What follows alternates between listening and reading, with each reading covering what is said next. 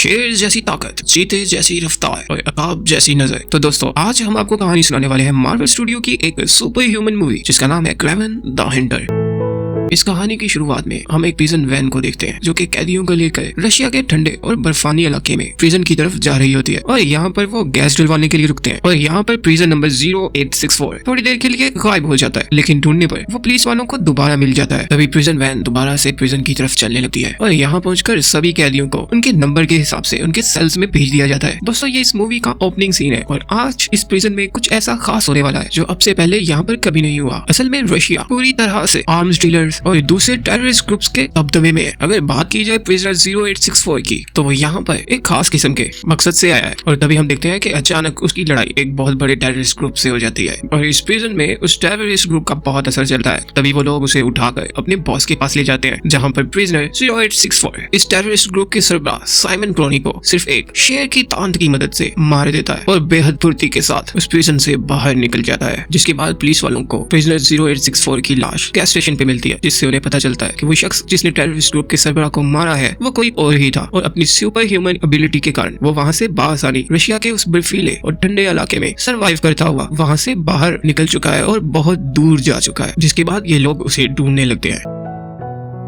और इसके बाद सीन शिफ्ट होता है और हमें इस शख्स के सुपर ह्यूमन बनने की और बचपन की स्टोरी दिखाई जाती है। और यहाँ पे हम दो भाइयों को देखते हैं, सर्गी और डिमिट्री, और इनके फादर निकोलाई जो कि एक बहुत अमीर डॉन है और उन्हीं की वजह से इनकी मदर मर चुकी है। निकोलाई के किसी दुश्मन ने सर्गी और डिमिट्री की मदर को जान से मार दिया है और ये लोग अपने फादर को ही उनकी मौत का जिम्मेदार समझते हैं। जबकि यहाँ पर हम देखते हैं कि इनके फादर इनको स्कूल से पिक करके एक बहुत ही ताकतवर शेर को मारने के लिए जंगल में लेके जाते हैं। उनका मानना है कि इस शेर ने कई 100 लोगों का शिकार किया है और आज वो उसे मारेंगे ताकि वो कई 100 लोगों से ज्यादा ताकतवर शिकारी खिलाएं। यानी उन्हें ताकत और दबदबे का बहुत ही शौक है और ये अपने दोनों ही बेटों को, जिसमें बड़े का नाम सर्गी और छोटे का नाम डिमिट्री है, दोनों को अपने जैसा बहादुर और ताकतवर बनाना चाहते हैं ताकि वो जरूरत पड़ने पर अपने फादर की हिफाजत कर सके और फ्यूचर में उनकी जगह पर रशिया का डॉन बन सके। लेकिन ये दोनों ही भाई अपनी फादर की निस्बत थोड़े से कमजोर है और जब ये लोग जंगल में शिकार के लिए जा रहे होते हैं यहाँ पर इनके साथ एक शख्स होता है जिसका नाम है अलेक्सी। अलेक्सी निकोलाई के साथ समझौता करना चाहता है और उनके साथ मिलकर काम करना चाहता है, लेकिन निकोलाई जो कि बहुत ही घमंडी है वो उसे पूरी तरह से बेइज्जत करके वहां से भेज देते हैं, जबकि सर्गी और डिमिट्री पीछे रह जाते हैं।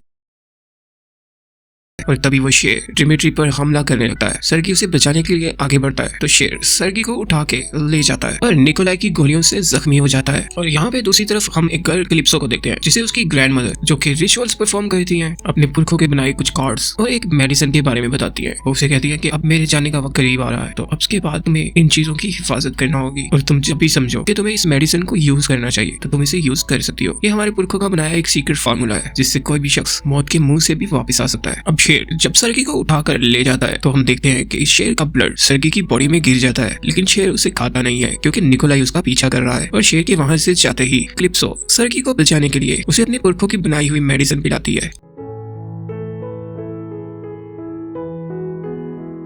लेकिन उस मेडिसिन का कोई असर नहीं होता और हम देखते हैं कि हॉस्पिटल ले जाने के बावजूद भी सर्गी मर जाता है। लेकिन फिर वो कुछ ही सेकंड्स के बाद दोबारा से जिंदा हो जाता है और सर्गी के फादर उसे जबरदस्ती हॉस्पिटल से घर ले जाते हैं जहाँ पे वो अपनी मदर का लिखा हुआ एक नोट पढ़ता है। उसकी मदर हमेशा से चाहती थी कि वो कभी भी अपने फादर की तरह ना बने। अभी तो नोट पढ़ के वो थोड़ा सा गुस्से में है और तभी उसके फादर उसे शेर का सर दिखाते हैं जिसने सर्गी पे हमला किया था और खुद को रशिया का सबसे ताकतवर शिकारी बताते हैं, जबकि सर्गी अब इस बात से नफरत करने लगा है और वो अपने फादर को और उनके घर को छोड़ के वहां से जाने लगता है और अपने भाई से वादा करता है कि वो हमेशा उसका ख्याल रखेगा। और फिर नेक्स्ट सीन में हम देखते हैं कि सर्गी जो कि अपने घर को छोड़ के जंगल में रहने के लिए चला जाता है। जंगल में आने के बाद वो पूरी तरह से शेर की फितरत पे बदल रहा है। उसकी सुनने की क्षमता काफी बढ़ चुकी है और वो चीजों को दूर से और रात के अंधेरे में भी देख सकता है। दौड़ना, पावर, ताकत, स्पीड, एम, जंप, क्लाइंबिंग और बहुत दूर फोकस होने के बावजूद वो अपने दिल से बहुत ही सॉफ्ट है और इसलिए वो रशिया के जंगलों में मौजूद जानवरों का शिकार करने की बजाय उन्हें बचाने लगता है। और यहाँ पर वो मुख्तलिफ शिकारियों को जो जानवरों का शिकार करने के लिए आते हैं उन्हीं का शिकार करता है और उन्हीं शिकारियों को मारता है। शायद वो अपने बाप से इस कदर नफरत करता है कि उसे हर शिकारी पागल और घमंडी नजर आता है।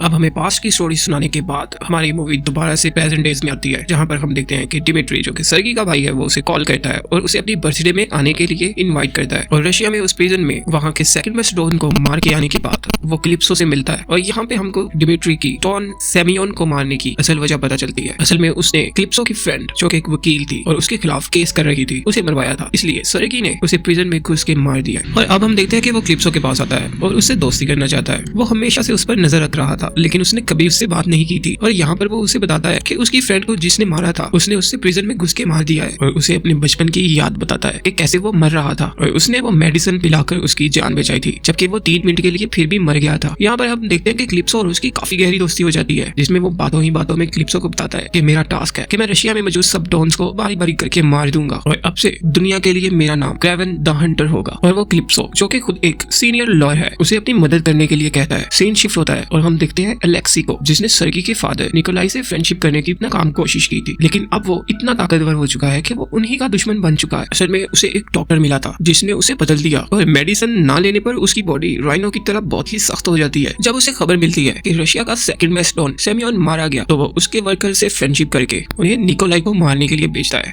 और निकोलाई के क्लब में जहाँ पर सर्गी का छोटा भाई डिमिट्री सिंगिंग कर रहा होता है वहाँ पर वो लोग निकोलाई पर हमला कर देते हैं, जिसे वो मरते हुए बाल बाल बचता है। और वो डिमिट्री को खरी खरी सुनाता है कि तुम इतने कमजोर हो कि तुम मेरी मदद नहीं कर सकते, तुम अपने फादर को नहीं बचा सकते, लेकिन कोई है जो इतना ताकतवर है कि वो राइनो का मुकाबला कर सकता है। और यहाँ से सीन शिफ्ट होता है और अब हम देखते हैं कि राइनो अलेक्सी के पास एक क्लिप आता है सेमियोन को मारते हुए क्रेवन द हंटर जो कि निकोलाई का बेटा है सर्गी। उसका क्लिप देख के राइनो को यकीन हो जाता है कि अगर उसने क्रेवन को ना मारा तो अगली बारी उसकी भी आ सकती है और इसलिए वो एक शख्स जिसका नाम द फॉरेजर होता है उसे हायर करता है क्रेवन को मारने के लिए। दोस्तों द फॉरेजर की सुपर पावर ये है कि वो जब भी अपनी ग्लासेस उठाता है तो टाइम बिल्कुल स्टॉप हो जाता है, जिसमें सिर्फ और सिर्फ वही मूव कर सकता है, तो वो बासानी क्रेवन को मार सकता है, इसीलिए राइनो से हायर करता है। नेक्स्ट सीन में हम देखते हैं कि क्रेवन सर्गी अपने छोटे भाई डिमिट्री से मिलने के लिए और उसकी बर्थडे सेलिब्रेट करने के लिए होटल में जाता है, जिसमें उसके फादर भी ज्वाइन करते हैं। और बर्थडे पार्टी के बाद क्रेवन उस होटल में सो नहीं पाता क्योंकि उसे हर छोटी से छोटी आवाज सुनाई देती है, तो वो बाहर शांति में खुले मैदान में दोबारा से आकर सो जाता है। लेकिन जैसे ही वो बाहर जाता है तो वो देखता है कि कुछ लोग उसके छोटे भाई को किडनैप कर रहे हैं और यहाँ पर हम उसकी असल सुपर ह्यूमन पावर को देखते हैं कि वो कैसे फुर्ती से अपने भाई को बचाने के लिए उस गाड़ी का पीछा करता है, लेकिन वो किसी चीज से बहुत जोर से टकरा जाता है जिसकी वजह से उसकी पकड़ छूट जाती है और वो लोग उसके भाई को लेकर वहां से चले जाते हैं। क्रेवन वापस आता है और अपने फादर को इस बारे में बताता है, जबकि उसके फादर पहले से ही इस बारे में जानते हैं। उससे कहते हैं कि जिन्होंने उसको किडनैप किया है वो मुझसे 20 मिलियन मांग रहे हैं। तो क्रेवन उनसे कहता है कि ठीक है आप 20 मिलियन दे दें, लेकिन ये बात है ताकत और मर्तबे और दबदबे की।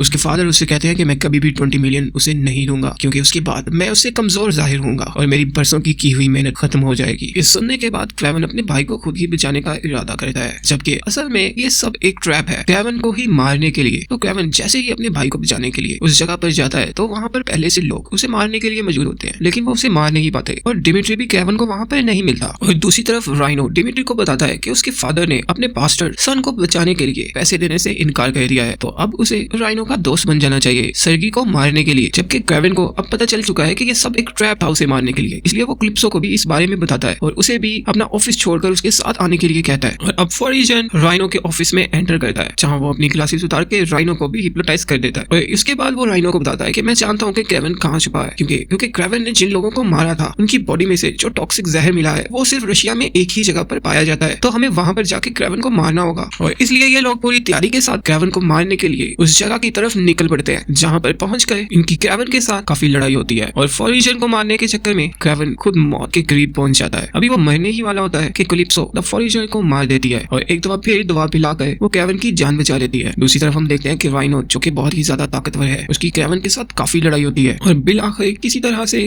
क्रेवन उसे भी मार देता है। लेकिन मरने से पहले वो आखिरी बार क्रेवन को एक सच बताता है। वो कहता है कि तुम्हें क्या लगता है कि तुम्हारी प्रिजन में सेमियोन को मारने वाली वीडियो मेरे पास कैसे पहुंची थी और किसने तुम्हें मुझे मारने का टास्क दिया है। ये सुनकर क्रेवन समझ जाता है कि मेरे फादर जो कि रशिया के सबसे बड़े डॉन बनना चाहते हैं उन्होंने ही राइनो को मरवाने के लिए एक चाल चली है। और इसके बाद नेक्स्ट सीन में हम देखते हैं कि क्रेवन अपने फादर से मिलने के लिए जाता है जो कि इसी जंगल में कैंप कर रहे होते हैं और वहाँ पे वो अपने फादर से इस बारे में पूछता है, जिस पर वो सब कुछ मान जाते हैं। और क्रेवन के वहाँ से जाते ही क्रेवन की पाल निकोलाई पर हमला कर देती है और उसे मार देती है। इसके बाद हम अपनी कहानी के लास्ट सीन में देखते हैं कि निकोलाई का भाई डिमिट्री जो कि हमेशा से काफी कमजोर था और उसने राइनो के साथ फिल वक्त फ्रेंडशिप कर ही ली थी, थी, लेकिन वो अपने भाई को मार नहीं पाया था। वो उसी डॉक्टर के पास जाता है जिसने राइनो को बेहद ताकतवर बनाया था, और अब वो भी पूरी तरह से बदल चुका है, और अब वो भी क्रेवन से पूरी तरह से नफरत करता है और उसे अपने फादर का कातिल समझता है। और यहाँ पे दोस्तों हमारी मूवी की स्टोरी खत्म हो जाती है। अगर आपको वीडियो अच्छी लगी हो तो प्लीज मेरे चैनल को सब्सक्राइब कर दीजिएगा। शुक्रिया।